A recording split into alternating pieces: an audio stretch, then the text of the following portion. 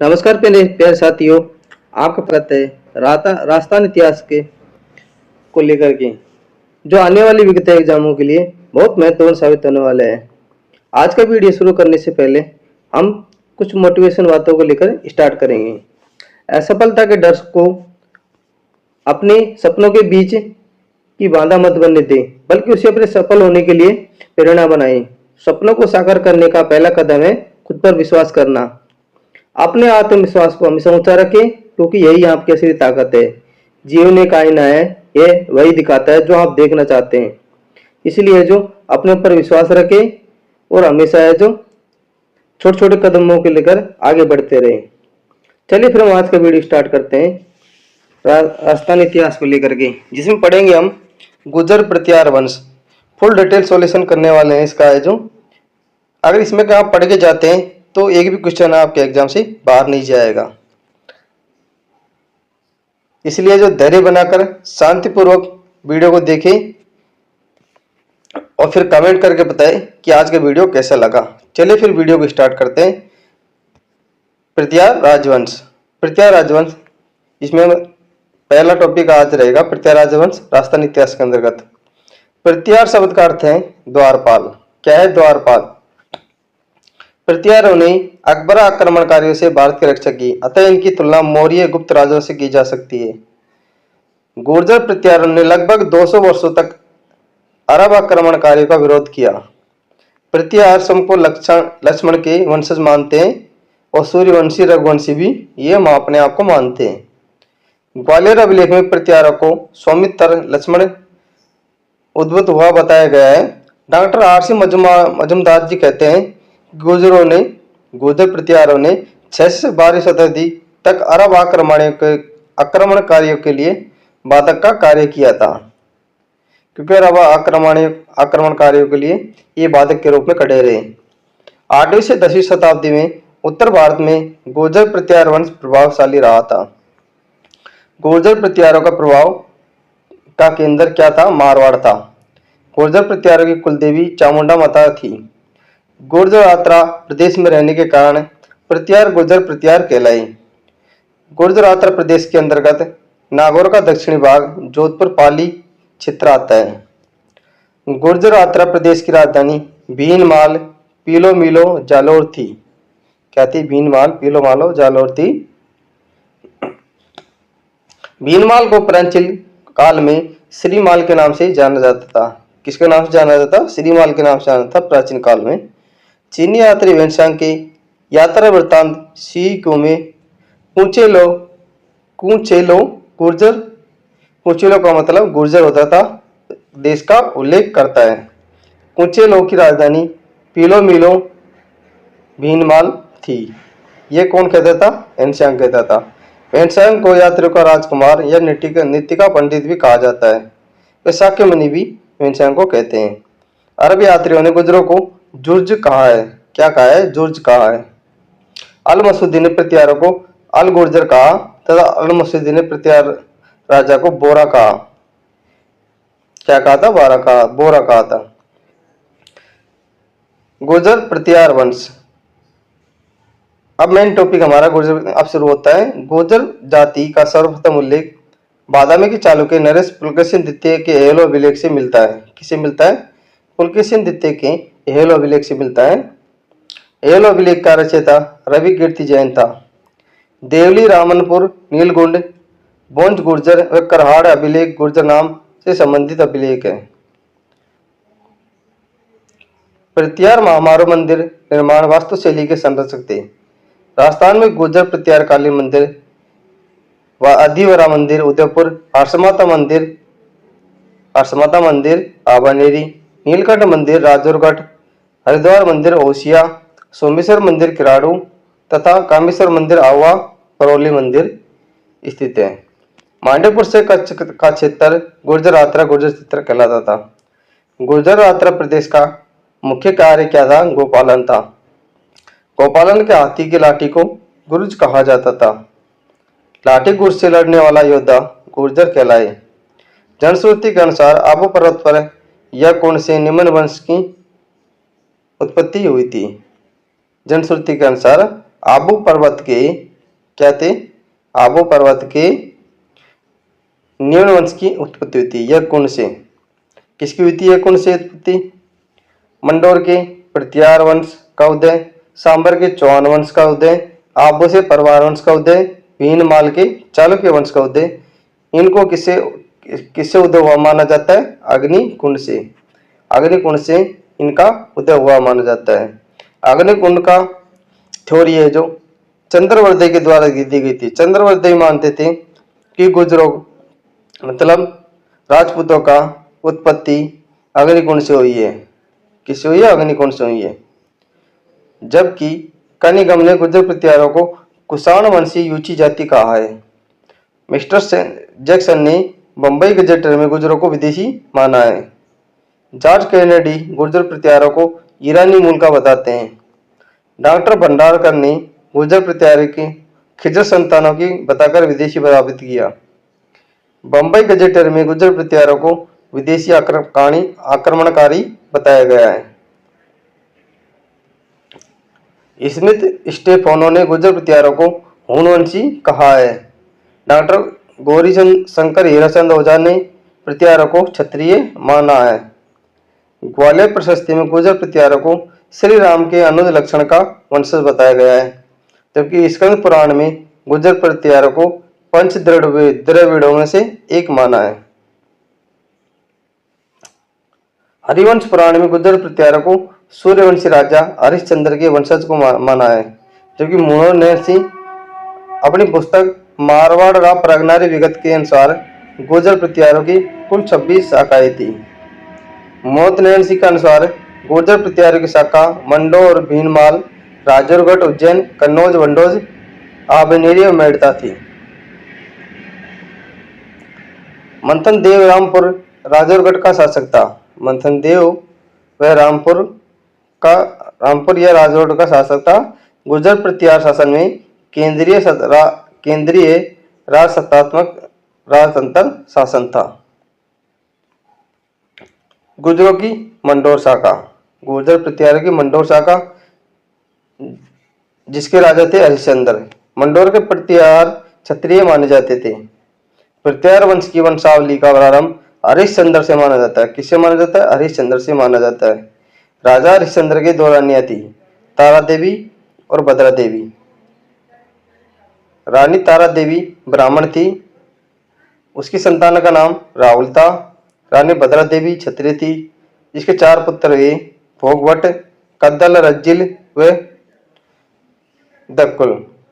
मंडोर के प्रत्यार क्षत्रिय कहलाए। हरिश्चंद्र को विद्वान होने के कारण रोहिल्दी की उपाधि प्राप्त थी है। हरिश्चंद्र को प्रत्यारों का गुरु, गुर्जर प्रत्यारों का आदि पुरुष गुर्जर कहा गया है।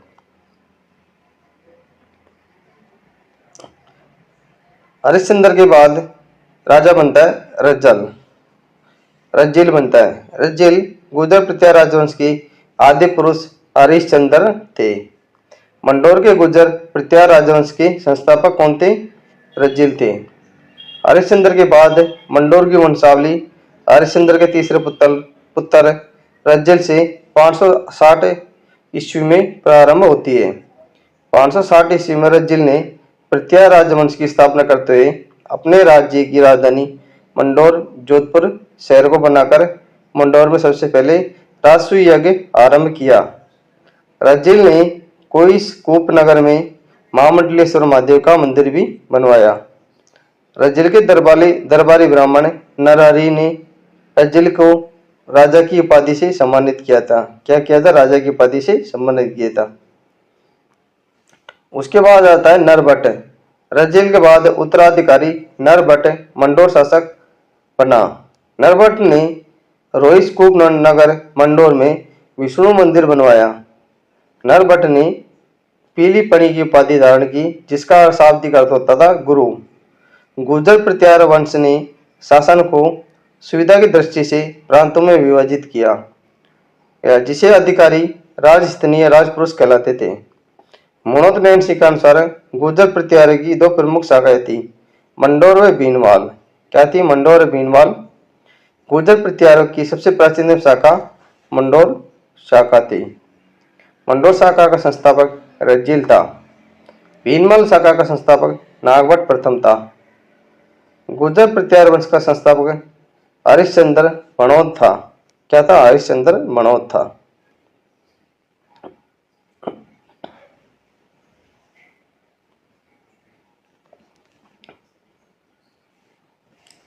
चीनी यात्री वेनशांग।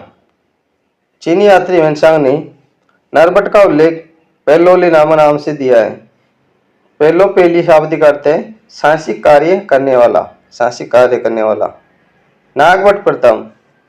नागभट्ट प्रथम रज्जिल का पोता था जो बड़ा महत्वाकांक्षी था। नागभट्ट को नाड़ नाम से भी जाना जाता है। नागभट्ट ने मेड़ता को जीतकर मंडोर से मेड़त को अपनी राजधानी बनाया। नागभट्ट की रानी रज्जिका देवी से 2 पुत्र भोजवे तात हुए। क्या हुए? भोजवे तात हुए। नागभट्ट प्रथम के बाद भोज। नागभट्ट प्रथम का बड़ा पुत्र तात था। तात आध्यात्मिक प्रति होने के कारण उसने अपना राज्य छोटे भाई भोज को दे दिया और स्वयं मांडव्य के पवित्र आश्रम में जाकर धर्म आचरण में प्रवृत्त हुआ। तात के पश्चात भोज प्रत्यारों का राजा बना। कौन बना? भोज बना।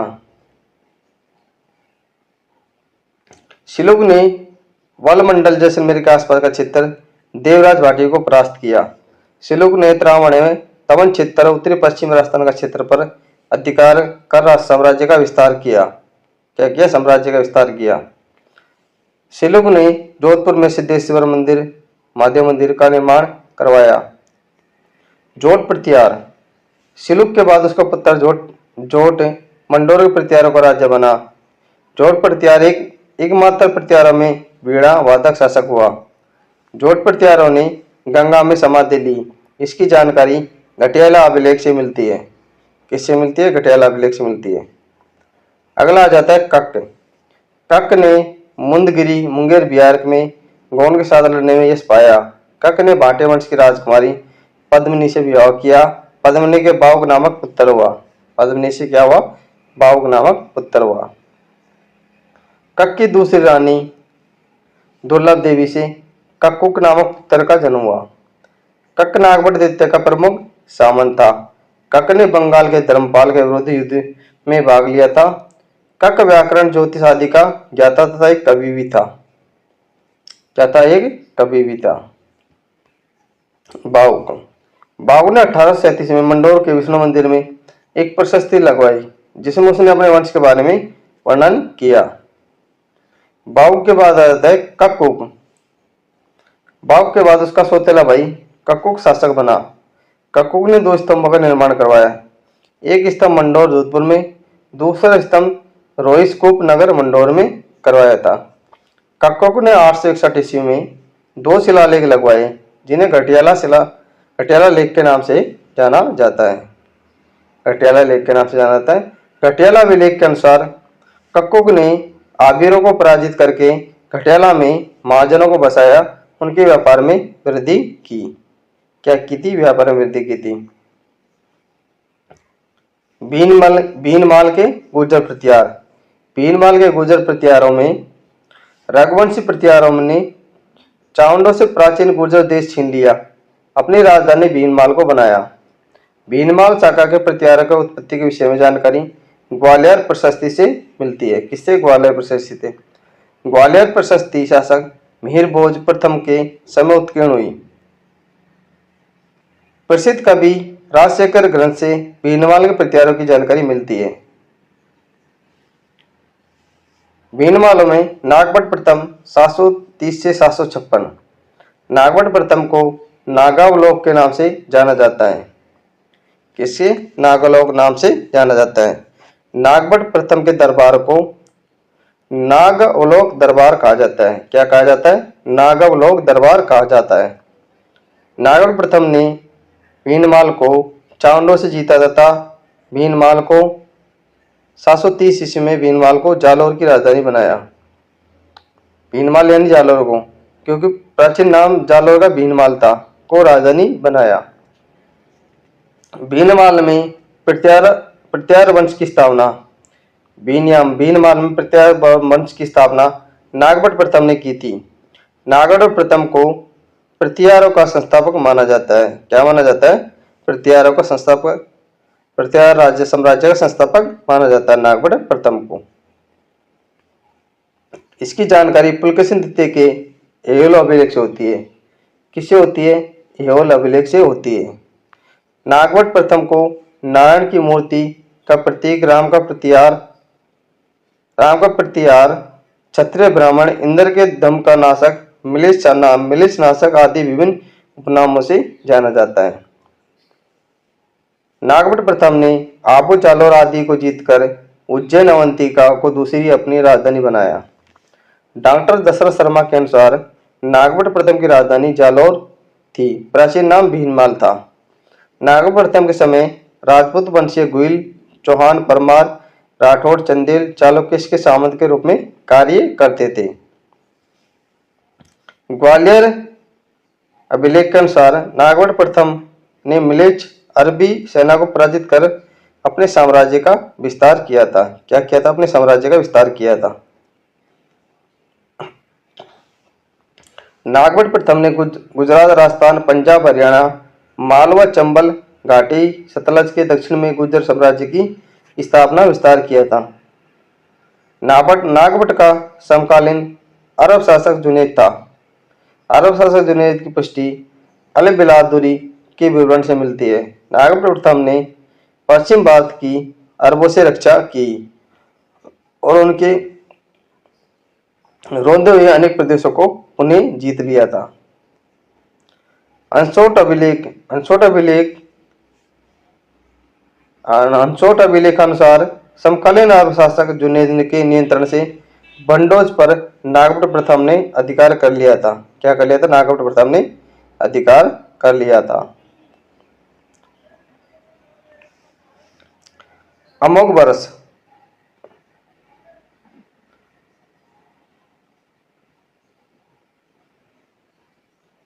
वर्ष प्रथम के संजन ताम्रलेख 871 में के अनुसार राष्ट्रकूट नरेश दंती दुर्ग ने नागभट्ट प्रथम को हिरण्यगर्भ नामक यज्ञ में द्वारपाल का कार्य करने हेतु विवश किया। नेक्स्ट आ जाता है कुकस्त।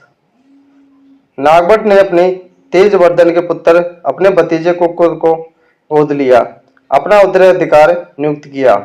क्या क्या? अपना उत्तराधिकार नियुक्त किया।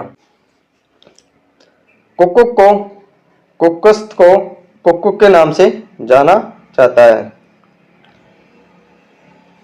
नागभट्ट ने अपने भाई तेजवर्धन के पुत्र अपने भतीजे कुकुस्त को गोद लिया था और अपना अधिकार नियुक्त किया था। कुकुस्त को कुकुक के नाम से जाना जाता है। कुकुस्त ने मंडोर में विजय स्तंभ की स्थापना करवाई तथा इसके नीचे विष्णु मंदिर भी बनवाया था। यह राजपूत का दूसरा प्राचीन विजय स्तंभ था। पहला विजय स्तंभ विष्णुवर्धन द्वारा बयाना किले वर्तुल में स्थापित किया गया था।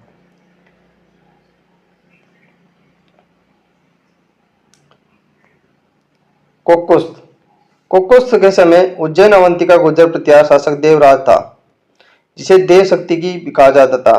परम वैष्णव था। उसकी रानी भूमिका देवी से वत्सराज का जन्म हुआ था। मोस्ट इंपोर्टेंट राजा वत्सराज का शासनकाल 780 से 805 रहा था। 780 से 805 रहा था, यानी कि टोटल ये 25 वर्ष शासन किया था। 25 वर्ष तक शासन किया था। 25 वर्ष कम नहीं होता है। वत्सराज देवराज पे भूमिका देवी का पुत्र था। वत्सराज भीनमाल में गुर्जर प्रतिहारों का वास्तविक संस्थापक था। क्या था? भीनमालों में क्या था? ये वास्तविक संस्थापक था। वत्सराज के समय कन्नौज के त्रिपक्षीय संघर्ष की शुरुआत हुई थी। किसकी हुई थी? त्रिपक्षीय संघर्ष की शुरुआत हुई थी। मोस्ट इंपोर्टेंट लगाए इसको। किसके समय हुई थी त्रिपक्षीय संघर्ष शुरुआत? वत्सराज के समय। कन्नौज का त्रिपक्षीय संघर्ष 150 वर्ष तक चला था। कितने? 150 वर्ष तक चला था। कन्नौज का त्रिपक्षीय संघर्ष 8वीं सदी से प्रारंभ हुआ। सम्राट हर्षवर्धन की मृत्यु 647 ईस्वी के बाद भारत के राजनीति की दूरी कन्नौज पर अधिकार करने हेतु संघर्ष प्रारंभ हुआ था। उत्तर भारत के गुर्जर प्रतिहार, दक्षिण भारत के राष्ट्रकूट, पूर्व में बंगाल के पाल वंश के बीच त्रिवर्षीय त्रिपक्षीय संघर्ष हुआ था।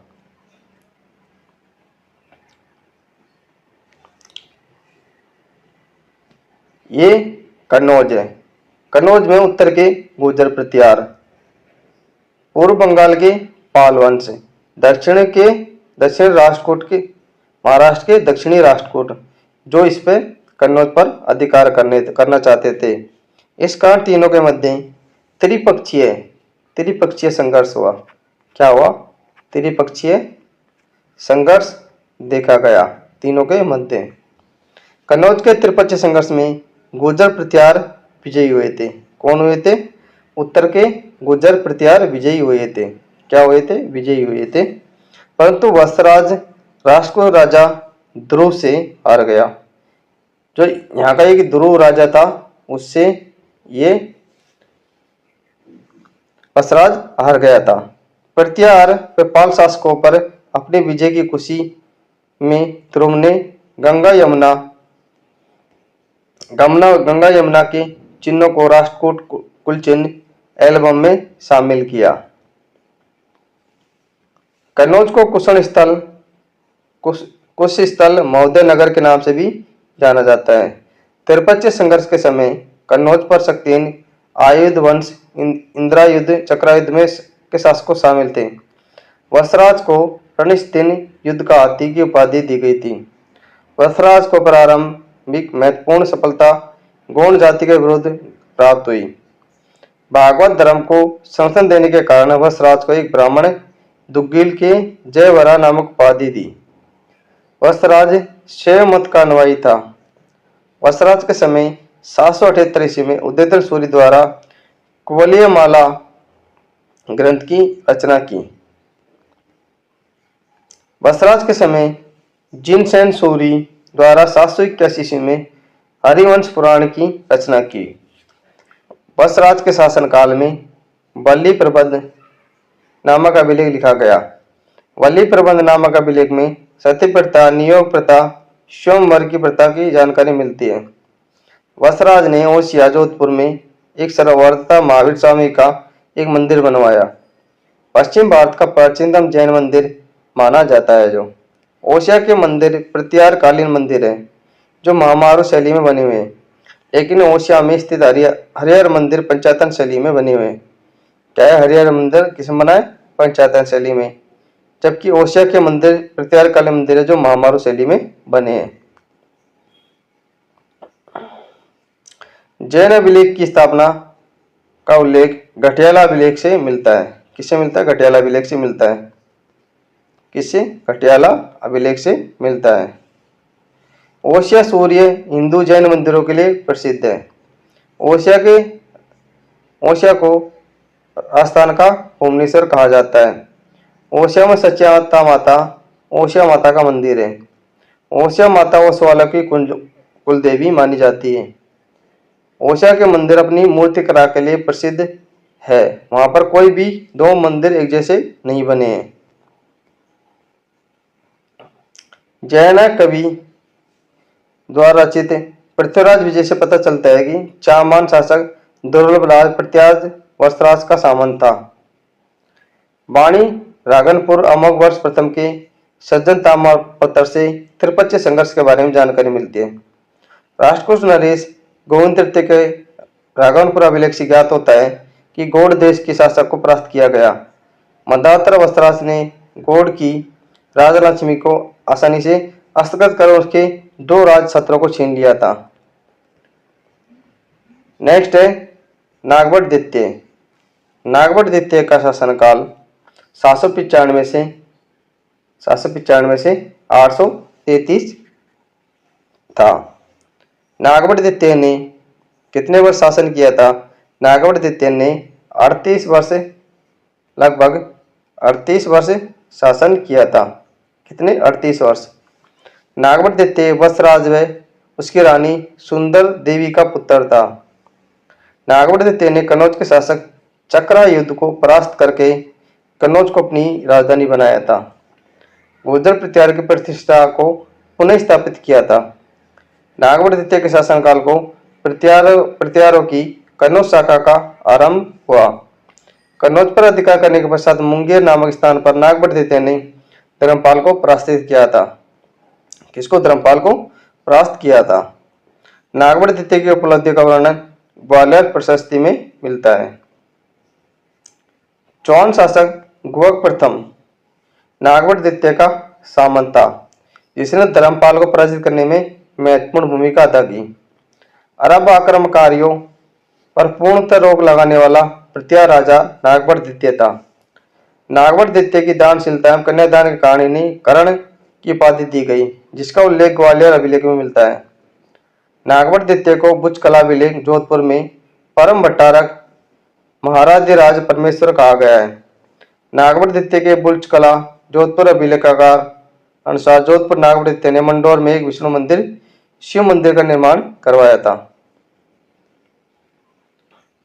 ग्वालियर अभिलेख के अनुसार नागभट्ट द्वितीय ने आंध्र, सिंध, विदर्भ और कलिंग को भी जीत लिया था।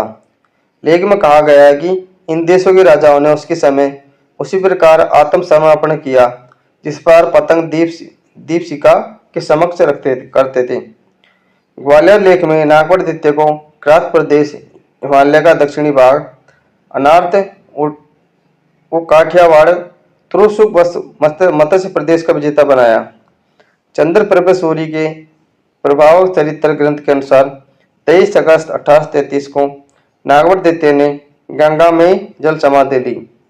मनेश ईश्वर राघवनपुर अभिलेख से पता चलता है कि नागभट्ट द्वितीय अपने पिता वत्सराज के राज्य का बदला लेने हेतु राष्ट्रकूट शासक गोविंद तृतीय से युद्ध करता है, परंतु इसे भी पराजय का सामना करना पड़ता है। राष्ट्रकूटों से हार के पश्चात साहस नहीं खोया और कुछ समय बाद कन्नौज शासक चक्रायुद्ध धर्मपाल द्वारा नामजद शासक को पराजित कर कन्नौज पर अधिकार कर कन्नौज को अपनी राजधानी बनाया। नागभट्ट द्वितीय के बाद आ जाता है रामभद्र। रामभद्र का शासनकाल सिर्फ 3 वर्ष तक ही रहा था। रामभद्र नागभट्ट द्वितीय के बाद उसकी रानी इष्टा देवी से उत्पन्न पुत्र रामभद्र पृथ्वीराज का शासक बना। रामभद्र को राम तथा रामदेव कहा जाता है। बादल अभिलेख के अनुसार रामभद्र को पालों के विरुद्ध हार का सामना करना पड़ा। रामभद्र की रानी अप्पा देवी से मीर भोज का जन्म हुआ था। किसका जन्म हुआ था? मीर भोज का जन्म हुआ था। मीर भोज का शासन 836 से 855 रहा था। कितना? 836 से 855 रहा था। कितना रहा था? लगभग 21 वर्ष तक इसका शासन रहा था। 21 वर्ष तक 21 वर्ष नहीं, 19 वर्ष तक इनका शासन रहा था। 19 वर्ष इन्होंने शासन किया। मीर भोज रामभद्र का पुत्र था। माता का नाम अप्पा देवी था। क्या था? अप्पा देवी था। ये मीर भोज है। क्या है ये? मीर भोज है। देख सकते हो, मीर भोज है, इसको मीर भोज बोलते हैं। मीर भोज का शाब्दिक अर्थ है सूर्य का प्रतीक। क्या है? सूर्य का प्रतीक। मीर भोज ने अपने पिता रामभद्र की हत्या कर पृथ्वीराज का शासक बना। क्या किया था इसने? अपने पिता को हत्या करके ये शासक बना था। इसलिए रामभद्र का शासक 3 वर्ष ही रहा था। मीर भोज को पृथ्वीराज का पितृहंता कहा जाता है। अगर क्वेश्चन आ जाए पृथ्वीराज का पितृहंता किस शासक को कहा जाता है? किसको कहा जाता है? मीर भोज को कहा जाता है। मीर भोज का काल गुर्जर प्रतिहार वंश का चरमोत्कर्ष का काल था। क्या था? चरमोत्कर्ष का काल था। मीर भोज गुर्जर प्रतिहार वंश में सबसे शक्तिशाली राजा था। मीर भोज प्रतिहार वंश का कट्टर इस्लाम विरोधी राजा था। मीर भोज ने बलपूर्वक बहुत से मुसलमानों को हिंदू बना दिया था। ग्वालियर प्रशस्ति में मीर भोज के बारे में महत्वपूर्ण जानकारी मिलती है। यह प्रशस्ति मीर भोज भोज प्रथम के काल में लिखी। मीर भोज को प्रभास पाटन आदिवरा सार्वभौम माल चक्रवर्ती की उपाधि प्राप्त थी। मीर भोज को ग्वालियर अभिलेख में आदिवरा की उपाधि से नवाजा गया। मीर भोज को दौलतपुर अभिलेख में प्रभास पाटन की उपाधि प्राप्त थी। चांदी एवं तांबे के सिक्कों पर मीर भोज को श्रीमद आदिवरा कहा गया है। श्रीमद आदिवरा की उपाधि से अलंकृत किया गया सिक्के के एक तरफ श्रीमद वरा लेख और दूसरी तरफ वरा नरवा का चित्र बना है। मीर भोज ने द्रुम नामक सिक्का भी चलाया था। क्या चलाया था? द्रुम नामक सिक्का भी चलाया था। मीर भोज ने अपने समकालीन शासक देवपाल से भी युद्ध किया। अरब यात्री सुलेमान राजतंगनी के लेखक कल्लड़ ने मीर भोज के शासन व्यवस्था की प्रशंसा की। कश्मीरी कवि कल्लड़ की राजतंगनी में मीर भोज की उपलब्धियों की जानकारी प्राप्त होती है। मीर भोज का प्रथम अभिलेख वरा अभिलेख है। मीर भोज के समय ग्वालियर प्रशस्ति लिखी गई थी। क्या लिखी गई थी? ग्वालियर प्रशस्ति लिखी गई थी। मीर भोज द्वारा रचित विधा विनोद, भोजू चिपू, योग सूत्र वृत्ति, शब्द अनुशासन, कृत्य कल्पत्रु, राज मृडांड, प्राकृत व्याकरण, आयुर्वेद, सरस्व श्रृंगार प्रकाश, युक्ति कल्पत्रु, राज कारतांड सिद्धांत संग्रह की रचना की गई थी। 851 ईस्वी में अरब यात्री सुलेमान ने मीर भोज के समय भारत की यात्रा की, जिसका विवरण सुलेमान की पुस्तक किताबुल हिंद सिंध में मिलता है। सुलेमान गुर्जर प्रत्यारों व पाल शासकों की तत्कालीन आर्थिक, राजनीतिक, सामाजिक दशा का वर्णन करता है। अरब यात्री सुलेमान के अनुसार मीर भोज के पास विशाल अश्व सेना व इस्लाम का शत्रु उसका साम्राज्य समृद्ध है, जिसमें सोने की चांदी की बहुत से खाने हैं। राज्य चोरी डकैती से मुक्त है। यह अरब यात्री सुलेमान ने मीर भोज के बारे में लिखा था। सुलेमान के अनुसार मीर भोज अरबों का स्वाभाविक शत्रु है। उसने पश्चिम में अरबों को प्रसार रोक दिया था। मीर भोज एक कवि को प्रत्येक श्लोक पर 1 लाख मुद्राएं प्रदान करता था। मीर भोज इस्लाम की दीवार है। मीर भोज अरबों का अमित्र है। हिंदुस्तान फकीरों का देश है। ये किसने कहा था? सुलेमान ने कहा था। महिपाल प्रथम के काल में आने वाले अरब यात्री अल मसूदी ने भोज के काल का वर्णन अपनी पुस्तक मुजुल जुवाब में किया और लिखा है, अपनी शक्ति का केंद्र मुल्तान में अरबों से एक सूर्य मंदिर को तोड़ने से बचा रखा था। जब प्रत्यारों के आक्रमण का भय होता, वे उसे तोड़ने की धमकी देते हुए अपनी रक्षा करते थे। अरबी लेखक अल बिलादुरी ने लिखा है कि अरबों को अपनी सुरक्षा के लिए सुरक्षित स्थान मिलना कठिन था। उन्होंने झील के किनारे अल हिंद सीमा पर अल महफूज नामक एक शहर बसाया, जिसका अर्थ है सुरक्षित होता था। जिसका अर्थ क्या होता था? सुरक्षित होता था। इन विवरणों से स्पष्ट होता है कि भोज ने पश्चिम में अरबों के प्रसार को रोक दिया था। मीर भोज ने पाल वंश के शासक देवपाल के पुत्र वेगरपाल, नारायण पाल तथा राष्ट्रकूट वंश के कृष्ण तृतीय को कालिंजर के शासक जयशक्ति व भोज ने नर्मदा नदी के किनारे हराकर अंतिम रूप से कन्नौज पर अधिकार कर लिया था। राष्ट्रकूट शासक कृष्ण तृतीय ने मालवा प्रदेश जीता और मालवा चक्रवर्ती की उपाधि धारण की। इसकी जानकारी हमें ग्वालियर शिलालेख अरबी यात्री सुलेमान की यात्रा वृत्तांत से प्राप्त होती है। प्रोफेसर रे के अनुसार भोज की दास्तां स्वीकार करने वाला चंदेल नर्स जयशक्ति था। चंदेल वर्ष जयशक्ति था। गुर्जर प्रत्यारों की अश्व सेना तत्कालीन भारत में सर्वश्रेष्ठ थी। मीर भोज वैष्णव धर्म का अनुयायी था। मीर भोज ने विष्णु को सगुण व निर्गुण दोनों रूपों में पूजा। विष्णु को ऋषिकेश कहा। उत्तर प्रदेश के बगरमा लेख में उसे सपन पृथ्वी को जीतने वाला बताया गया है। 1893 के प्रत्यार लेख के दंड पासिक नामक पुस्तक पुलिस अधिकारी का उल्लेख मिलता है।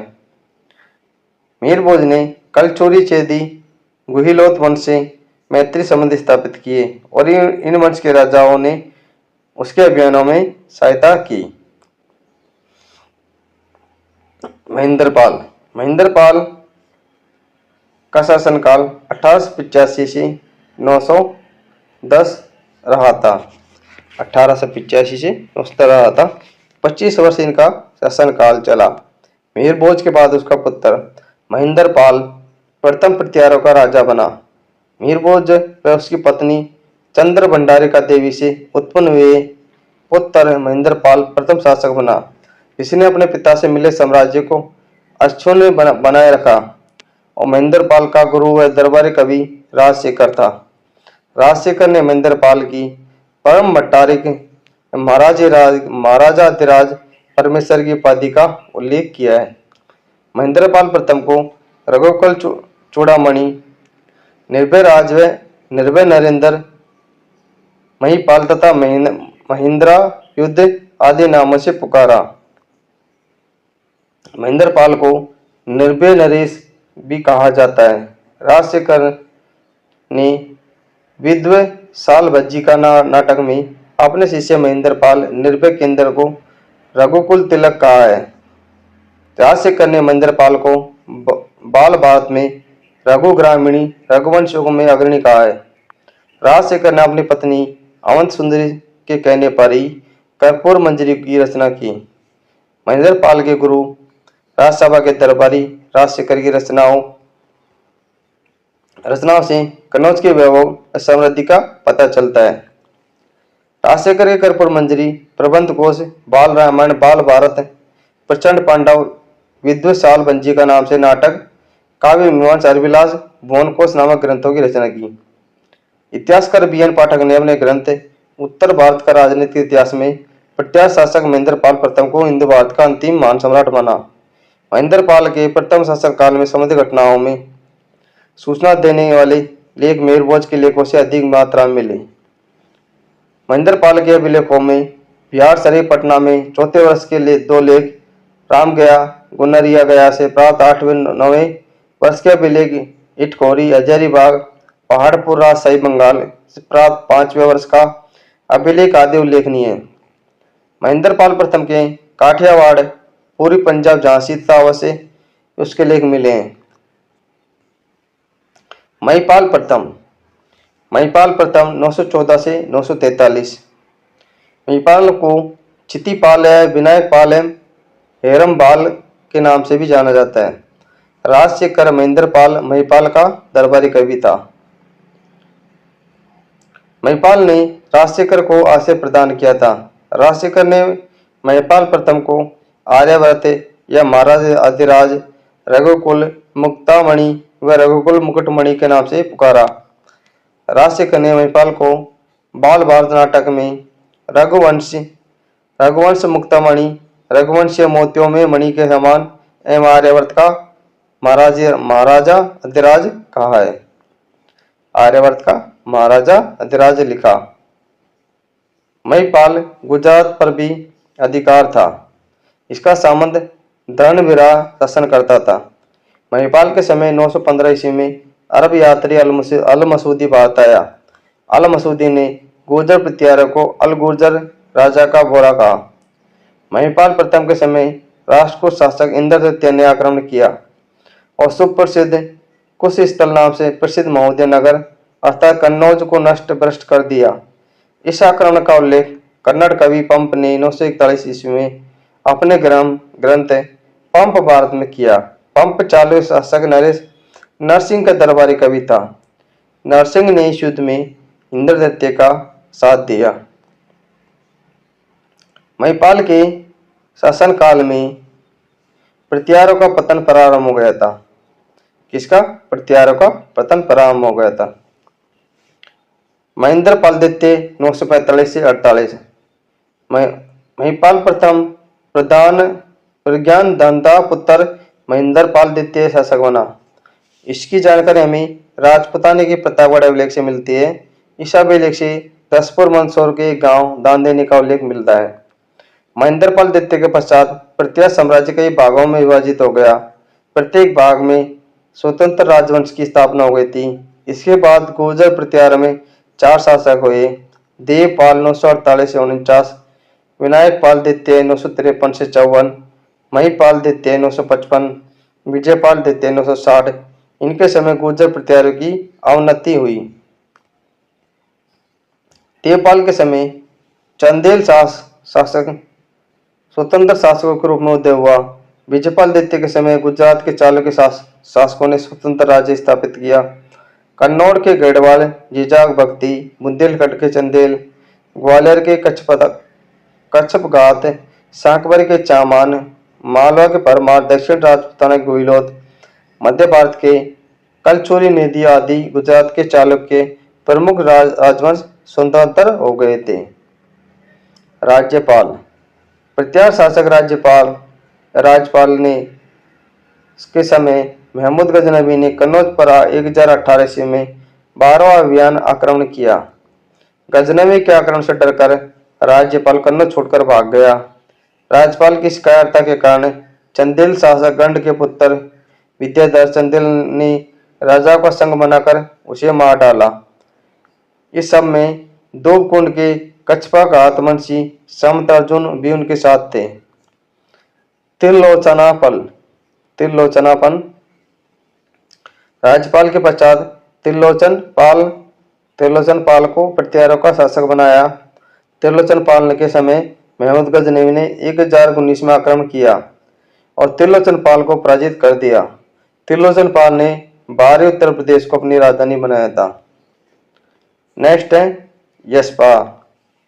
इसका अंतिम शासक कौन था? यशपाल था। प्रतिहार वंश का अंतिम शासक यशपाल 1036 ईस्वी में था। 11वीं शताब्दी में कन्नौज पर गढ़वाल वंश ने अपनी अधिकार स्थापित कर लिया था।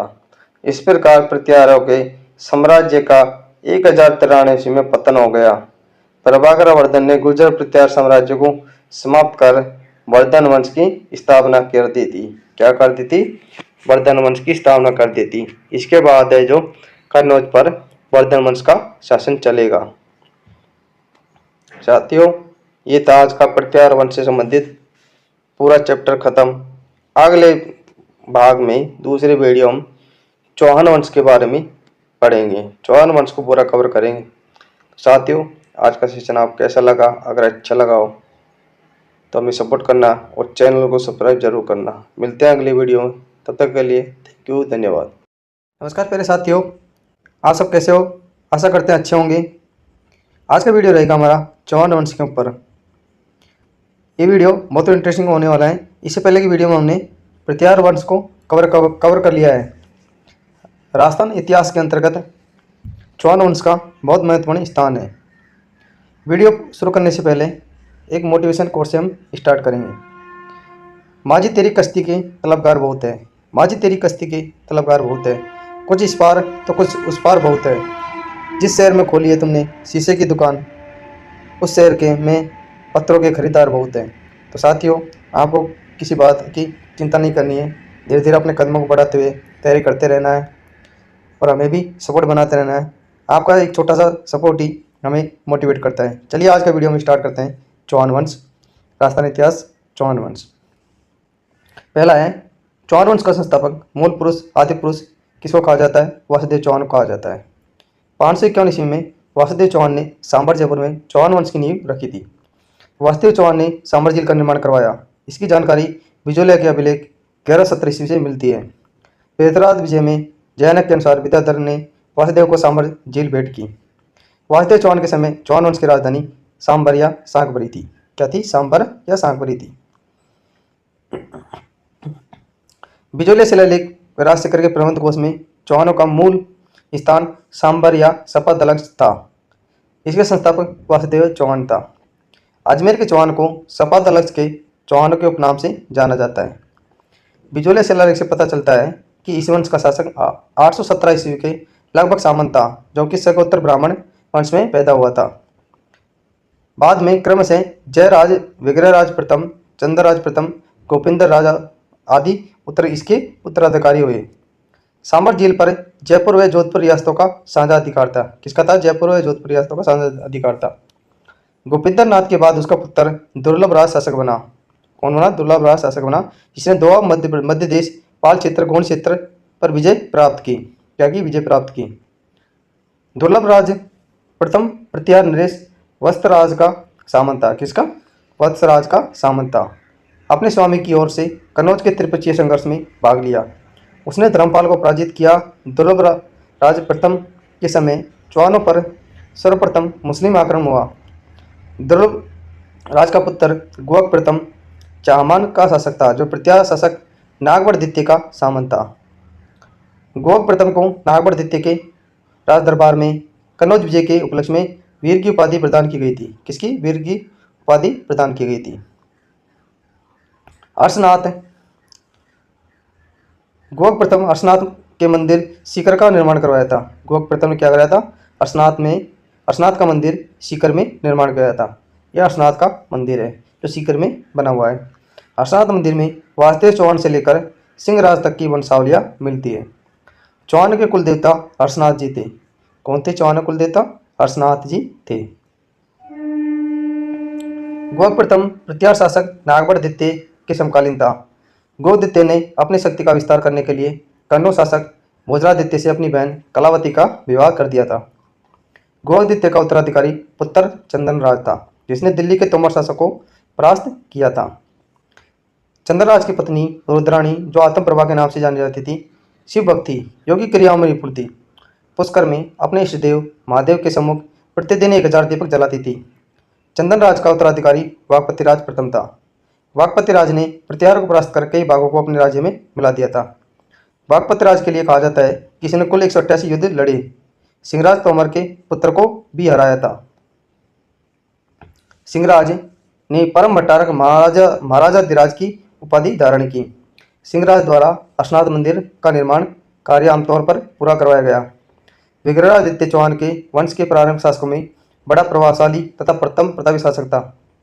विग्रहादित्य ने मूल राज चालुक्यों को परास्त किया और इस विजय के उपलक्ष्य में विग्रहादित्य ने बृहकच्छ में आशापुरी देवी का मंदिर बनवाया। विग्रहादित्य ने खुररंजोधर की उपाधि धारण की। विग्रहादित्य ने गुहक प्रथम द्वारा निर्मित अर्शनाथ मंदिर के निर्माण के लिए छत्रचर शंकररंक नामक 2 गांव दान में दिए। इसका उत्तराधिकारी दुर्लभ राज द्वितीय तथा आगे गोविंद तृतीय था। गोविंद तृतीय ने पृथ्वीराज विजय के अनुसार वैरी भट्ट की उपाधि ग्रहण की थी। फरिश्ता के अनुसार फरिश्ता ने गोविंद तृतीय को गजनी के शासन को मारवाड़ में आगे बढ़ने से रोकने वाला कहा। गोविंद तृतीय के बाद उसका पुत्र वाकपति राज द्वितीय शासक बना, जिसने मेवाड़ के शासक अंबा प्रसाद की हत्या कर दी। किसी कर दी थी? अंबा प्रसाद की हत्या कर दी थी। वाकपति राज के काल में उसके पुत्र लक्ष्मण चौहान की नाडोल शाखा प्रारंभ हुई। किसकी? लक्ष्मण चौहान की नाडोल शाखा प्रारंभ हुई। वाकपति द्वितीय के बाद वीर्यराम कमजोर शासक बना, जिसके हाथ से सांबर का राज्य निकल गया था। वीर्यराम के शासनकाल में 1024 ईस्वी में महमूद गजनवी ने चौहानों पर आक्रमण किया और महमूद गजनवी घायल अवस्था में अहिनवाड़ा भाग गया था। वीरराज का उत्तराधिकारी उसका पुत्र चामुंडराज बना। कौन बना? चामुंडराज बना, जिसने फिर से सांबा राज्य को प्राप्त किया था। चामुंडा राज के बाद इस वंश का महत्वपूर्ण शासक दुर्लभ राय तृतीय हुआ। पृथ्वीराज विजय के अनुसार दुर्लभ राय तृतीय ने मातंगों के साथ युद्ध किया और मारा गया। इससे तात्पर्य है मिलिचोया मुसलमानों से है। मुसलमानों का आक्रमण सुल्तान इब्राहिम के समय हुआ था। दुर्लभ राज तृतीय का उत्तराधिकारी भाई विग्रहराज तृतीय था। विसल राज नाम से जाना जाता था। विग्रहराज तृतीय का उत्तराधिकारी 1105 ईस्वी के लगभग पृथ्वीराज प्रथम था, जिसने 700 चालुक्यों को मौत के घाट उतार दिया था। इन्होंने पुष्कर के ब्राह्मण को लूटने को प्रयास किया था। पुष्कर के ब्राह्मणों को लूटने का प्रयास किया था। पृथ्वीराज प्रथम शैव भक्त था, जिसने परम भट्टारक महाराजा अधिराज की उपाधि धारण की। किसकी? परम भट्टारक महाराजा अधिराज की उपाधि धारण की। पृथ्वीराज प्रथम ने तीर्थयात्रियों की सुविधा के लिए सोमनाथ मंदिर मार्ग निःशुल्क भोजन व्यवस्था करवाई। रणथंभौर पर अधिकार होने के कारण जैन मंदिरों पर स्वर्ण कलश चढ़ाए। पृथ्वीराज प्रथम के समय राजशेखर के प्रबंध कोश के अनुसार बगुली शाह के नेतृत्व में तुर्क सेना को पराजित किया था। पृथ्वीराज प्रथम के पश्चात उसका पुत्र अजयराज शासक बनता है। कौन बनता है? अजयराज शासक बनता है। अजयराज 1113 से 1133। पृथ्वीराज प्रथम का उत्तराधिकारी उसका पुत्र अजयराज था।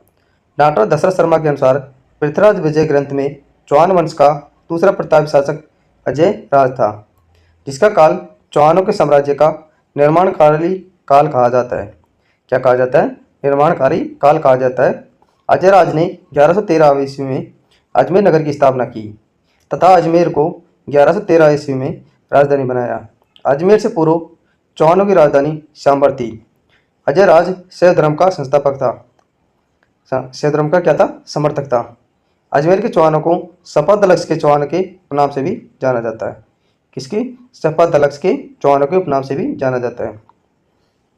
अजयराज ने अजमेरू दुर्ग, गठपिटली दुर्ग या तारागढ़ दुर्ग का निर्माण कराया। ये तीनों एक के ही नाम है। कुछ इतिहासकारों के अनुसार 7वीं शताब्दी में अजयपाल ने ही अजमेरू दुर्ग का नामक गढ़ी का निर्माण करवाया था। अजमेर में अजयराज ने एक टकसाल स्थापित करवाई थी। अजयराज ने अजयप्रिय द्रुम्स नाम से सिक्के भी चलाए थे, जिन पर उनकी रानी सोमलिका सुमल देवी का नाम अंकित था। अजयराज प्रथम चौहान राजा था जिसने शासनकाल में चांदे व तांबे के सिक्के चलाए गए थे। क्या कहे गए थे? सोने और चांदे और तांबे के सिक्के चलाए गए थे।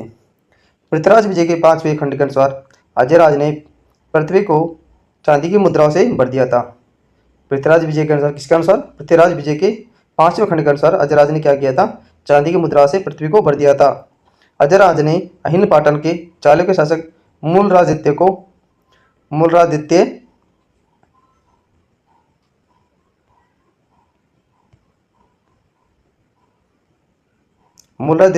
मालवा के परमार शासक नरवर्मन को पराजित किया था। पृथ्वीराज विजय के अनुसार मालवा के राजा नरवर्मन के सेनापति सुलर्ण को पराजित कर उसे घोड़े की पीठ पर बांधकर अजमेर ले आया। पृथ्वीराज विजय के अनुसार अजयराज ने तुर्क सुल्तान शहाबुद्दीन को परास्त किया था। विजोले शिलालेख के अनुसार श्री मार्ग श्रीपत वर्तमान बयाना भरतपुर के चंचिंग सिंगल यशोराज नामक 3 वीरों को हराया था। मथुरा क्षेत्र के आसपास अजयराज की रजत मुद्राएं मिलती है, जो उसके अधिकार क्षेत्र के अंतर्गत आता था। अजयराज ने दिगंबर श्वेतांबर के मध्य प्रतियोगिता की अध्यक्षता की। अजयराज ने स्वयं अपने पुत्र के पक्ष में सिंहासन त्याग कर जीवन के अंतिम दिन पुष्कर में तीर्थ करके व्यतीत किए थे। अजयराज द्वितीय को जैनक द्वारा पृथ्वीराज विजय ग्रंथ में पृथ्वी को चांदी की मुद्राओं से भर देने का श्रेय दिया गया। अरुणराज या अनाजी 1133 से 1150 ईस्वी। अरुणराज ने अनाजी के नाम से जाना जाता है। अरुणराज ने अजमेर में आना सागर झील का निर्माण करवाया था। विजोले शिलालेख के अनुसार आना सागर झील का निर्माण 1133-37 ईस्वी में पृथ्वीराज रासों में 1135 से 1137 बताया गया है। आना सागर झील का निर्माण 1137 ईस्वी में तुर्कों की सेना के संहार के बाद खून से रंगी धरती को साफ करने के लिए चंद्रा बांडी नदी के जल को रोककर बनाया गया था। यह झील नागपाड़ी या तारागढ़ के मध्य स्थित है। आना सागर झील के किनारे मुगल शासक जहांगीर ने दौलत बाग बनवाया था, जिसे वर्तमान में सुभाष उद्यान के नाम से जाना जाता है। सुभाष उद्यान में नूरजहां की मां असमत बेगम ने गुलाब से इत्र बनाने की विधि का आविष्कार किया था। शाहजहां ने आना सागर झील के किनारे संगमरमर की 5-12 दरियों का निर्माण करवाया था। अरुणराज से धर्म का अनुयायी होते भी इसने पुष्कर में विष्णु के वरा मंदिर का निर्माण करवाया था। वरा मंदिर का जीर्णोद्धार समर सिंह ने करवाया था। मुगल सम्राट जहांगीर ने वरा मंदिर की विष्णु मूर्ति को पानी में फेंक दिया था। अरुणराज के दरबार में देवबोध धर्मघोष नामक प्रसिद्ध साहित्यकार थे। अरुणराज ने तुर्क आक्रमणकारियों गजनवी को बुरी तरह हराया था। चालुक्य शासक 1134 ईस्वी सिद्धराज जयसिंह से राज्य की सीमाओं को लेकर विवाद के कारण युद्ध में अरुणराज विजयी हुआ और सिद्धराज जयसिंह ने अपने पुत्री कांचन देवी का विवाह अरुणराज के साथ कर दिया था। जयसिंह सूरी के प्रबंध कोश के अनुसार अरुणराज की रानी से हास्य विनोद के कारण विवाद से चौहान चालुक्य संघर्ष हुआ, जिसमें चालुक्य शासक कुमारपाल ने हापों के निकट युद्ध में अरुणराज को हरा दिया था। क्या कर दिया था? अरुणराज को हरा दिया था। कुमार चालुक्य से कुमारपाल चालुक्य से विवाद समाप्त करने हेतु अरुणोराज ने अपनी पुत्री झल्लण का विवाह कुमारपाल से किया। अरुणोराज के बड़े पुत्र जगदेव ने अरुणोराज की हत्या कर दी, जो चौहानों के पितृहंता के नाम से जाने जाते हैं। अगर क्वेश्चन पूछ लें चौहानों के पितृहंता के नाम से किसको जाना जाता है, किसको जाना जाता है? जगदेव को जाना जाता है, जो क्या थे? अरुणोराज के बड़े पुत्र थे, इसलिए इसको चौहानों का पितृहंता जगदेव को कहा जाता है। और अरुणोराज के 4 पुत्रों में सबसे शक्तिशाली विग्रहराज चतुर हुआ, जिसने अपने नए अन्य भाई को अपदस्थ कर गद्दी प्राप्त की थी, यानी कि गद्दी से हटाकर अपना शासन का संचालन करने लगा। विग्रहराज चतुर्थ बिसलदेव 1153 से 1163। विग्रहराज चतुर्थ अपने पिता अरुणोराज के हत्यारे जगदेव को गद्दी से हटाकर अजमेर के चौहान का शासक बना। विग्रहराज चतुर्थ की माता का नाम सुधवा देवी था। विग्रहराज चतुर्थ इतिहास में बिसलदेव के नाम से प्रसिद्ध था। विग्रहराज चतुर्थ का काल कला साहित्य की दृष्टि से चौहानों या सपादलक्ष का स्वर्ण काल कहलाता है। विग्रहराज बिसलदेव ने अपनी महानता के अनुरूप परम भट्टारक महाराज अधिराज परमेश्वर है कवि बांधव जैसी उपाधियां धारण की थी। जयानक भट्ट ने विग्रहराज को कवि बांधव कटिबंधु का कहा है। जयानक भट्ट ने विग्रहराज को कवि बांधव या कटिबंधु कहा है। बिसलदेव कवियों विद्वानों का आश्रयदाता था। इस कवि बांधव के नाम से जाना जाता था, इसलिए इसे क्या कवि बांधव के नाम से जाना जाता था। विग्रहराज चतुर्थ ने 1163 ईस्वी में दिल्ली में शिवालिक स्तंभ लेख का निर्माण करवाया था। इस अभिलेख में विग्रहराज चतुर्थ को विष्णु का अवतार कहा गया है। दशरथ शर्मा के अनुसार विग्रहराज चतुर्थ ने 1157 ईस्वी में दिल्ली का योगिनीपुरम के तंवर वंश के शासक तंवर को 80 का हाँसी पर विजय प्राप्त कर साम्राज्य का विस्तार किया था। दिल्ली पर अधिकार करने वाला प्रथम चौहान शासक विग्रहराज चतुर्थ था। विग्रहराज चतुर्थ की दिल्ली विजय की पुष्टि बिजोलिया के शिलालेख से होती है। बिजोलिया के शिलालेख के अनुसार भंडानक मथुरा या बयाना के बीच आक्रमण कर भंडारकों का दमन किया था। विग्रहराज ने नाडौल पर आक्रमण कर कुंतपाल को हराया और जालौर को जला दिया और पालिका को नष्ट कर दिया था। विग्रहराज ने जबालीपुर नाम ज्वालापुर में परिवर्तन कर दिया था। विग्रहराज ने अपने पिता अरुणोराज की हार का बदला कुमारपाल चालुक्यों को परास्त करके लिया था। उसके अधिकार क्षेत्र पर भी कब्जा किया था। विग्रहराज चतुर्थ ने जैन विद्वान धर्म गोसुरी के प्रभाववश अपने साम्राज्य में पशु हत्या पर रोक लगाई थी। विग्रहराज चतुर्थ बिसलदेव ने संस्कृत में हरिकेली नामक नाटक भी लिखा था। हरिकेली नाटक में महाभारत काल में अर्जुन व शिव के मध्य हुए युद्ध का वर्णन किया गया है। बिसलदेव द्वारा संस्कृत में लिखे गए हरिकेली नाटक का आधा भाग इस 2.5 दिन का झोंपड़ा नामक मस्जिद की सीढ़ियों की दीवारों पर मौजूद है। बाकी आधा भाग ब्रिस्टल इंग्लैंड में स्थित राजा राममोहन राय के स्मारक में उत्कीर्ण है। हरिकेली नाटक जो विग्रहराज चतुर्थ द्वारा रचित यह नाटक भारवी के कीर्तार्जुनियम के अनुसार अनुकरण पर लिखा गया है, जो कि गुण काव्यात्मक प्रतिभा प्रदर्शित करता है। बिसलदेव रासो वीर रस काव्य के रचयिता नरपति नाल्य थे। बिसलदेव रासो ग्रंथ में विग्रहराज चतुर्थ व परमा राजा भोज की बेटी राजमती के प्रेम संबंधों का भी वर्णन किया गया है। खानदेश उड़ीसा की विजय का भी वर्णन इसमें किया गया है। बिसलदेव का दरबारी कवि सोमदेव था, जिसने ललित विग्रहराज ग्रंथ की रचना की थी। सोमदेव ने विग्रहराज चतुर्थ बिसलदेव को विद्वानों में सर्वप्रथम विपश्चतना महाद्य कहा है। ललित विग्रहराज ग्रंथ में विग्रहराज इंद्रपुरी की राजकुमारी देसल देवी के मध्य प्रेम संबंध का काल्पनिक वर्णन किया गया है। 2.5 दिन का झोंपड़ा विग्रहराज चतुर्थ ने अजमेर में कंठाभरण नामक संस्कृत पाठशाला का निर्माण करवाया, जिसे शाहबुद्दीन मोहम्मद गोरी के गुलाम कुतुबुद्दीन ऐबक ने, जिसको लाक्स बख्श कहा जाता है, ने तुड़वा कर यहाँ 2.5 दिन के झोंपड़ा या मस्जिद का निर्माण करवाया था। यहाँ फारसी अभिलेख लिखवाए गए। राजस्थान में प्रथम फारसी अभिलेख यहीं से मिलते हैं। अबू बकर ने 2.5 दिन की इस मस्जिद का डिजाइन अबू बकर के द्वारा तैयार किया गया था। जॉन मार्शल के अनुसार मस्जिद का निर्माण मात्र 2.5 दिन में किया गया था, इसलिए इस मस्जिद को 2.5 दिन का झोंपड़ा के नाम से जाना जाता है। पर्सी ब्राउन के अनुसार इस मस्जिद के पास 2.5 दिन का मेला पंजाब के शाह पीर का उर्स लगने के कहानी से 2.5 दिन का झोंपड़ा कहते हैं।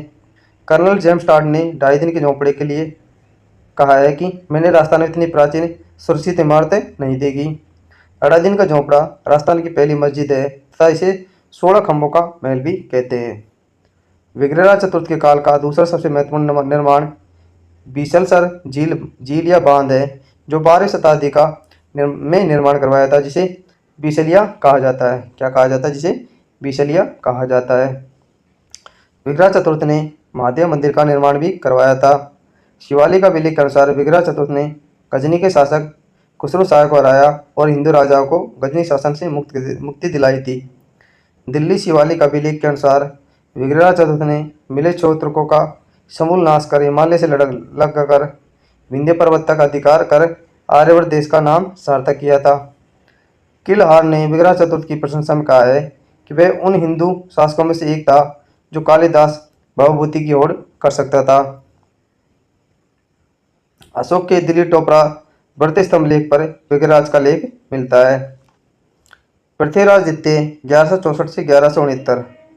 विग्रह चतुर्थ के बाद उसका पुत्र अपर गांगे कुछ समय के लिए शासक बना, किंतु उसकी हत्या पृथ्वीराज द्वितीय ने राजगद्दी पर अधिकार कर लिया था।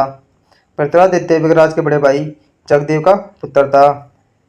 पृथ्वीराज द्वितीय की निसंतान मृत्यु होने पर सोमेश्वर चौहान शासक बन बैठा था।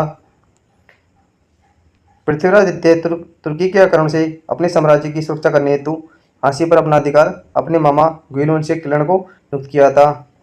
पृथ्वीराज द्वितीय की निसंतान मृत्यु होने पर अजमेर के सामंतों ने सोमेश्वर चौहान को अरुणा राजकांचन देवी का पुत्र विग्रहराज चतुर्थ अपर गांगे का भाई था, जो आमंत्रित कर शासक बना था। सोमेश्वर चौहान 1169 से 1177 ईस्वी में शासक रहा। अरुणराज व कांचन देवी का पुत्र सोमेश्वर चौहान पृथ्वीराज द्वितीय की निसंतान मृत्यु होने पर शाकंभरी का शासक बना। सोमेश्वर चौहान के दो भाई विग्रहराज चतुर्थ अपर गांगे था। सोमेश्वर चौहान शासक बनने से पूर्व गुजरात के जय सौम्य कुमारपाल का दरबारी था। सोमेश्वर पत्नी कर्पूरी देवी ने के दो पुत्र पृथ्वीराज तृतीय हर्राय तथा पुत्री प्रथा थी। सोमेश्वर ने अपनी और अपने पिता अरुणराज की मूर्तियां बनवाकर नवीन मूर्ति कला को प्रोत्साहन दिया था। सोमेश्वर चौहान ने प्रताप लंकेश्वर की उपाधि धारण की। 1177 ईस्वी में सोमेश्वर चौहान ने आबू के जय सिंह की सहायता से युद्ध में भाग लिया और गुजरात के चालुक्य शासक भीम द्वितीय ने सोमेश्वर की हत्या कर दी थी। पृथ्वीराज विजय के अनुसार सोमेश्वर चौहान ने कोंकण के शिलाहार वंशी राजा मल्लिकार्जुन का वध कर दिया था। इसके उपरांत इसी स्थान पर कलचुरी नरेश ने अपनी पुत्री कर्पूरी देवी का विवाह सोमेश्वर के साथ संपन्न करवाया। कर्पूरी देवी जो त्रिपुरी के कलचुरी राजा अचल राज की पुत्री थी, जो 1 वर्ष के लिए सोमेश्वर की मृत्यु के बाद पृथ्वीराज तृतीय की संरक्षिका बनी। कुछ मान्यताओं के अनुसार दिल्ली के राजा पृथ्वीराज चौहान के नाना महाराजा अनंगपाल द्वितीय थे, जिन्होंने पृथ्वीराज चौहान को दिल्ली का प्रशासन सौंप दिया था। सोमेश्वर के इतिहास का स्रोत है, जो कि सोमेश्वर के इतिहास का स्रोत है। साथियों, चौहान वंश में आज इतना ही। कल हम पढ़ेंगे स्पेशल पृथ्वीराज चौहान तृतीय के बारे में, क्योंकि पृथ्वीराज तृतीय का टॉपिक एक बहुत बड़ा लंबा टॉपिक है, तो इसके बारे में कल के वीडियो में पढ़ेंगे। गुजरात का हिंद पाटन नामक स्थल पर पृथ्वीराज चौहान तृतीय का जन्म 1166 ईस्वी में हुआ था। इनके पिता सोमेश्वर चौहान थे, माता कर्पूरी देवी थी, और दिल्ली का राजा अनंगपाल की पुत्री थी कर्पूरी देवी। इसके बारे में कल हम एक स्पेशल सेपरेट वीडियो पढ़ेंगे, क्योंकि बहुत लंबा टॉपिक है, पृथ्वीराज के ऊपर है। जो इसके द्वारा 2 युद्ध लड़े गए थे प्रमुख। आज के लिए इतना ही, मिलते हैं अगले वीडियो में। और अभी सपोर्ट करें, अधिक से लोगों में शेयर करें, क्योंकि राजस्थान की विगत सभी एग्जामों के लिए राजस्थान के इतिहास में ये टॉपिक इतना महत्वपूर्ण है कि इससे क्वेश्चन बनते तो हमें जो सपोर्ट करना। फिर मिलेंगे अगली वीडियो में। थैंक यू, धन्यवाद।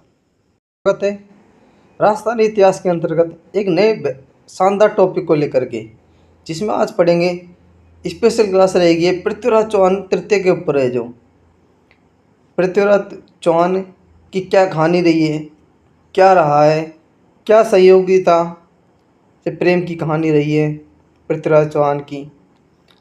क्या गढ़वाल जयचंद गढ़वाल के साथ क्या उनका रिश्ता था? क्यों उसकी पुत्री के साथ इनका विवाह हुआ? तो आज सारी जानकारी इस वीडियो में पढ़ेंगे।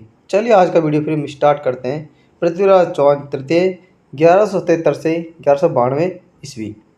गुजरात के हिंद पाटन नामक स्थान पर पृथ्वीराज चौहान तृतीय का जन्म 1166 ईस्वी विक्रम संवत 1223 में ज्येष्ठ मास की द्वादशी को पृथ्वीराज विजय के अनुसार हुआ था। पृथ्वीराज तृतीय के पिता सोमेश्वर चौहान, माता कर्पूरी देवी थी। कर्पूरी देवी दिल्ली के राजा अनंगपाल तोमर की पुत्री थी। किसकी थी? अनंगपाल तोमर की पुत्री थी। पृथ्वीराज चौहान तृतीय को भारतेश्वर, हिंदू सम्राट, सपादलेश्वर या दलपंगुल, विश्व विजेता या राय पिथौरा, युद्ध में पीठ न दिखाने वाला आदि के उपनामों से इनको जाना जाता है। 11 वर्ष की आयु में 1177 ईस्वी में पृथ्वीराज चौहान तृतीय का राज्याभिषेक अजमेर में हुआ था। पृथ्वीराज तृतीय की संरक्षिका उनकी माता कर्पूरी देवी 1 वर्ष तक कार्य थी। पृथ्वीराज अल्प वयस्क था तो शासन की देखभाल कदमवास के मास प्रधानमंत्री भुवन कमल सेनाध्यक्ष कर्पूरी देवी के चाचा ने की। गौरी के आक्रमण के समय चालुक्यों को सहायता देने के विरुद्ध पृथ्वीराज तृतीय को परामर्श देने वाला मंत्री कदमवास था। कौन था? कदमवास था। पृथ्वीराज तृतीय ने अपने शासनकाल में तोमरों से लड़ाई नहीं की। 1178 ईस्वी में पृथ्वीराज तृतीय ने सर्वप्रथम अपने चचेरे भाई नागार्जुन के विद्रोह का दमन किया।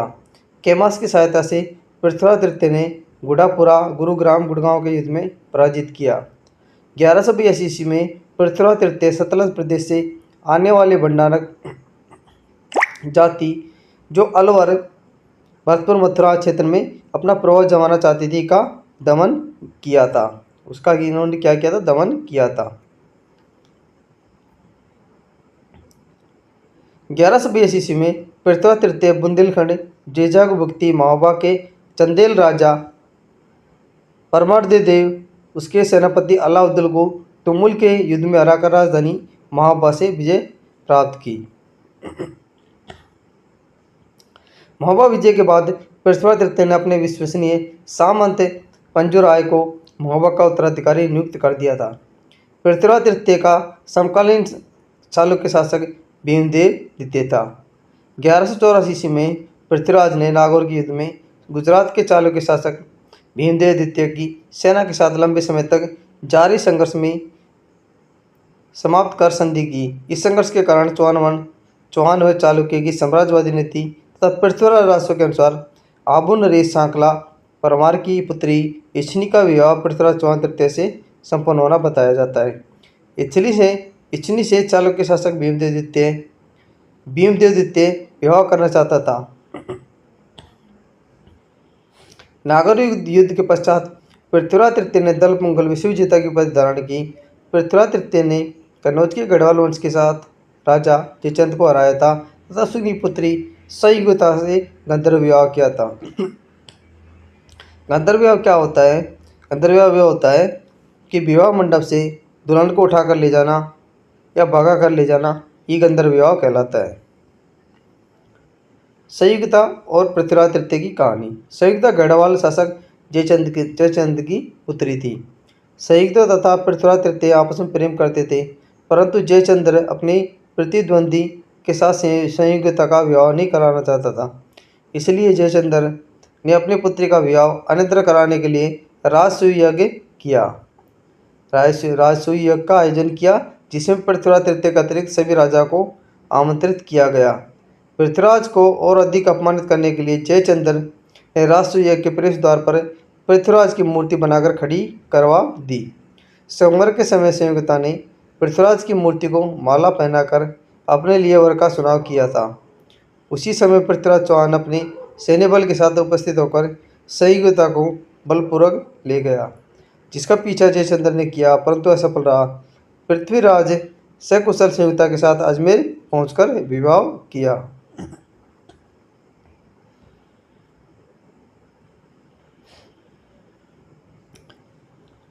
चौहान व घेड़वालों में शत्रुता का तत्कालीन कारण पृथ्वीराज तृतीय व संयोगिता का विवाह था। संयोगिता की कहानी का उल्लेख पृथ्वीराज रासो, चंद्रवर्दई, पूर्णाहुति, आचार्य चतुर्सेन से भी मिलता है। इस घटना को पृथ्वीराज रासो, सुजन चरित, आईन अकबरी, सीवी वैद, डॉक्टर दशरथ शर्मा सत्य मानते हैं। इस घटना को डॉक्टर त्रिपाठी, गौरी शंकर, हीराचंद ओझा निराधार मानते हैं। क्या मानते हैं? इसको निराधार मानते हैं। चंद्रवर्दई, ये चंद्रवर्दई है। ये कौन है?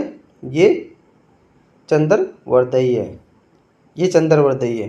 कौन है? चंद्रवर्दई है। पृथ्वीराज तृतीय का दरबारी कवि चंद्रवर्दई था। चंद्रवर्दई का जन्म 1148 ईस्वी में लाहौर में हुआ।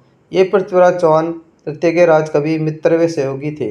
इन्होंने अपने मित्र का अंतिम क्षण तक साथ दिया था। चंद्रवर्दई को हिंदी ब्रजभाषा का प्रथम महाकवि माना जाता है। चंद्रवर्दई का नाम पृथ्वी भट्ट था। पृथ्वीराज रासो चंद्रवर्दई का रचित महाकाव्य, जिसका अंतिम भाग इसके पुत्र जलाल ने पूर्ण किया था। इसकी सबसे प्राचीन प्रति बीकानेर के राज के पुस्तकालय में मिली। पृथ्वीराज रासो की भाषा पिंगल है, जो राजस्थानी भाषा ब्रजभाषा का पर्याय है। पृथ्वीराज रासो को हिंदी की पहली रचना महाकाव्य होने का सम्मान प्राप्त है। इसमें 10,000 से अधिक छंद हैं तथा तत्कालीन प्रचलित 6 भाषाओं का प्रयोग किया गया है। 6 भाषाओं का प्रयोग किया गया है। 2,500 पृष्ठों के इस ग्रंथ में 69 समय सर्ग अध्याय हैं। चंद्रवर्दई की बेटी का नाम राजबाई था। पृथ्वीराज चौहान तृतीय का द्वारा मोहम्मद गौरी को अलग अलग ग्रंथों में कई बार पराजित किया हुआ बताया जाता है। जिसे नैनचंद्र सूरी के महाकाव्य अमीर महाकाव्य में 7 बार मोहम्मद गौरी को पृथ्वीराज चौहान द्वारा पराजित करना बताया गया है। चंद्रशेखर के सुरजन चरित्र में 21 बार, मेरुतु के प्रबंध चिंतामणि में 23 बार, पृथ्वीराज प्रबंध में 8 बार हिंदू मुस्लिम संघर्ष का जिक्र किया है। परंतु निर्णायक युद्ध 2 तरह ही नहीं हुए थे। पृथ्वीराज रासो के अनुसार तुर्कों के मध्य 21 बार मुठभेड़ हुई। तराइन के युद्धों के प्रारंभिक स्रोत चंद्रवर्दई, पृथ्वीराज रासो, हसन निजामी, ताज उल मासिर, मिनाज उल सिराज, तबकाते नासिरी आदि से प्राप्त होते हैं। पृथ्वीराज तृतीय मोहम्मद गौरी के मध्य 2 युद्ध हुए थे जो महत्वपूर्ण है। तराइन का प्रथम युद्ध 1191 ईस्वी में। तराइन का प्रथम युद्ध 1191 ईस्वी में करनाल हरियाणा पृथ्वीराज चौहान तृतीय मोहम्मद गौरी की सेना के मध्य हुआ था। तराइन के प्रथम युद्ध में पृथ्वीराज तृतीय की विजय हुई थी। इस युद्ध में पृथ्वीराज चौहान का सेनापति खांडे राव था। तराइन के प्रथम युद्ध में पृथ्वीराज तृतीय का साथ दिल्ली के प्रशासक गोविंद राय ने दिया था। युद्ध के समय दिल्ली के राजा गोविंद राय के प्रहार से मोहम्मद गौरी घायल हो गया। उसके साथी सुल्तान को लेकर भाग निकले। पृथ्वीराज तृतीय ने सरहिंद दुर्ग काजी जियाउद्दीन बर्नी से छीन लिया था। काजी को बंदी बनाकर अजमेर लाया गया, जहाँ पर उसे दंड देकर गजनी लौटा दिया गया। तराइन के प्रथम युद्ध में शहाबुद्दीन मोहम्मद गौरी के हारने पर गजनी जाकर पुनः अपनी संगठन शक्ति को मजबूत किया। तुर्क जाकी और अफगानों को सेना में सम्मिलित करके 1,20,000 सैनिकों की सेना का गठन किया। लाहौर तथा मुल्तान के मार्ग से पुनः तराइन के मैदान आ पहुंचा। हसन निजामी के अनुसार सुल्तान जब लाहौर पहुंचा तो उसने एक दूत किवाम उल मुल्क को पृथ्वीराज के पास भेजा। पृथ्वीराज उसकी अधीनता स्वीकार कर ले। प्रत्युत्तर में पृथ्वीराज ने उसे गजनी लौट जाने की सलाह दी। शहाबुद्दीन मोहम्मद गौरी ने पृथ्वीराज के पास दूसरा दूत भेजकर संधि प्रस्ताव का भेजा। संधि में पंजाब, मुल्तान, सरहिंद की मांग की। कुछ ग्रंथों में बताया गया है कि तराइन के द्वितीय युद्ध से पहले मोहम्मद गौरी ने पृथ्वीराज तृतीय के पास एक संदेश भिजवाया था, वह इस्लाम धर्म और मेरी अधीनता स्वीकार कर ले। इसके प्रत्युत्तर में पृथ्वीराज तृतीय ने संदेश भिजवाया कि उसे अपने देश लौट जाना चाहिए, अन्यथा उसकी भेंट युद्ध स्थल में होगी। क्या होगी? युद्ध स्थल में होगी। तराइन का द्वितीय युद्ध 1192 ईस्वी में करनाल हरियाणा मोहम्मद गौरी और पृथ्वीराज चौहान तृतीय की सेना के मध्य हुआ। तराइन के द्वितीय युद्ध में मोहम्मद गौरी विजयी हुआ। तराइन का द्वितीय युद्ध से पूर्व मोहम्मद गौरी ने पृथ्वीराज तृतीय के पास 2 दूत कियाम उल मुल्क रुकनुद्दीन हमजा को भेजा था। पृथ्वीराज का सेनाध्यक्ष उदयराज युद्ध के लिए उपयुक्त समय पर राजधानी से रवाना नहीं हो सका, जो पृथ्वीराज चौहान तृतीय की हार का कारण बना। पृथ्वीराज का सेनापति खंडेराव तराइन के द्वितीय युद्ध में मारा गया था। पृथ्वीराज चौहान तृतीय के मंत्री सोमेश्वर प्रताप सिंह जो मोहम्मद गौरी से जा मिले, पृथ्वीराज की पराजय का कारण बने थे। तराइन के द्वितीय युद्ध के पश्चात उत्तर भारत में राजपूत काल का अंत व दिल्ली में सल्तनत का उदय हुआ। तराइन के द्वितीय युद्ध के पश्चात कुतुबुद्दीन ऐबक ने गुलाम राजवंश की स्थापना की। तराइन के द्वितीय युद्ध में पृथ्वीराज चौहान का साथ मेवाड़ के समर सिंह दिल्ली गवर्नर गोविंद राय ने दिया था। पृथ्वीराज चौहान की छतरी काबुल गजनी बनी हुई है, जबकि पृथ्वीराज का स्मारक अजमेर के तारागढ़ दुर्ग में बना हुआ है। पृथ्वीराज चौहान तृतीय अजमेर के चौहान वंश का अंतिम प्रतापी राजा था। हथेली पर रखकर नसीब तू क्यों अपना मुकद्दर ढूंढता है। हथेली पर रखकर नसीब तू क्यों अपना मुकद्दर ढूंढता है। सीख उस समुंदर से जो टकराने के लिए पट्टा ढूंढता है। साथियों, हथेली पर रखकर नसीब तू क्यों अपना मुकद्दर ढूंढता है। सीख उस समुंदर से जो टकराने के लिए पत्थर ढूंढता है। तो इसी मोटिवेशन के साथ हम बढ़ते हैं अपनी क्लास में आगे। 1192 ईस्वी में फारस ईरान से ख्वाजा मोइनुद्दीन चिश्ती भारत में चिश्ती सिलसिले के संस्थापक गरीब नवाज मोहम्मद गौरी के साथ पृथ्वीराज चौहान तृतीय के काल में अजमेर आए। अजमेर को अपनी कर्म स्थली बनाया। अजमेर में इनकी दरगाह बनी। दरगाह हेतु जमीन महाराज जगत सिंह जयपुर से ने दी थी। ख्वाजा मोइनुद्दीन चिश्ती का जन्म 1143 ईस्वी में संजरी फारस में। इनके पिता का नाम गयासुद्दीन अहमद, माता का नाम बीबी मनूर था। पृथ्वीराज चौहान तृतीय का प्रथम शिलालेख बड़लिया बेदला शिलालेख है। पृथ्वीराज चौहान तृतीय का अंतिम शिलालेख आवलदा शिलालेख है। पृथ्वीराज तृतीय के दरबार में उस समय के श्रेष्ठ विद्वानों में आश्रय पाया, जिन्हें बागेश्वर विद्यापति गौड़, जनार्दन विश्वरूप प्रतिभट, चंद्रवृदय जैनाक प्रसिद्ध कवि थे। पृथ्वीराज चौहान तृतीय ने विद्वानों को प्रोत्साहित करने के लिए अजमेर में कला साहित्य विभाग की स्थापना की। इसके प्रथम अध्यक्ष अधिकारी पद्मनाभ थे। कश्मीरी विद्वान जैनाक ने पुष्कर झील के किनारे बैठकर पृथ्वीराज विजय नामक ग्रंथ की रचना की थी, जिसमें तराइन के प्रथम युद्ध का तो वर्णन मिलता है, परंतु द्वितीय युद्ध का वर्णन नहीं मिलता है। पृथ्वीराज चौहान तृतीय ने दिल्ली के लालकोट शहर में राय पिथौरा का निर्माण करवाया था। किसका? राय पिथौरा का निर्माण करवाया था। पृथ्वीराज तृतीय ने बिसलपुर बांध के किनारे महादेव का मंदिर बनवाया। विराट चतुर्थ ने महादेव मंदिर का निर्माण शुरू करवाया था। सन 2000 ईस्वी में पृथ्वीराज तृतीय का पर डाक टिकट जारी किया गया। पृथ्वीराज तृतीय को 6 भाषाओं का ज्ञान था। पृथ्वीराज तृतीय के भाई हरिराज ने आत्महत्या की थी। पृथ्वीराज तृतीय की बहन का नाम प्रथा था। पृथ्वीराज की बहन का नाम प्रथा था।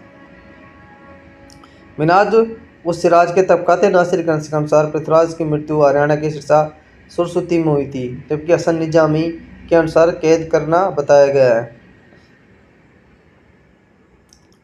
मोहम्मद गौरी ने भारत में विजित क्षेत्रों का प्रशासक अपने गुलाम सेनापति कुतुबुद्दीन ऐबक को संभाल दिया था।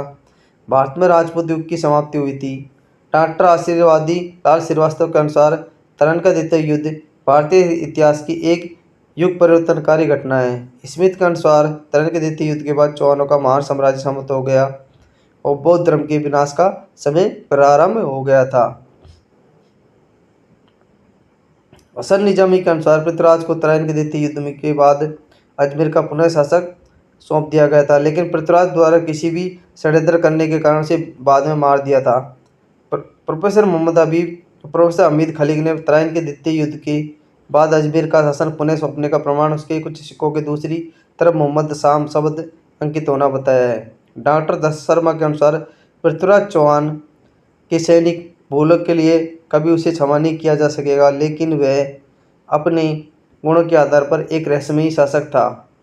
क्या था? एक रहस्यमयी शासक था। कर्नल जेम्स टॉड कहते हैं, जो राजस्थान के इतिहासकार हैं, पृथ्वीराज की तरैन के द्वितीय युद्ध में पराजय तो हुई, परंतु इतिहास में उसका नाम सदैव इस देश में अमर हो गया।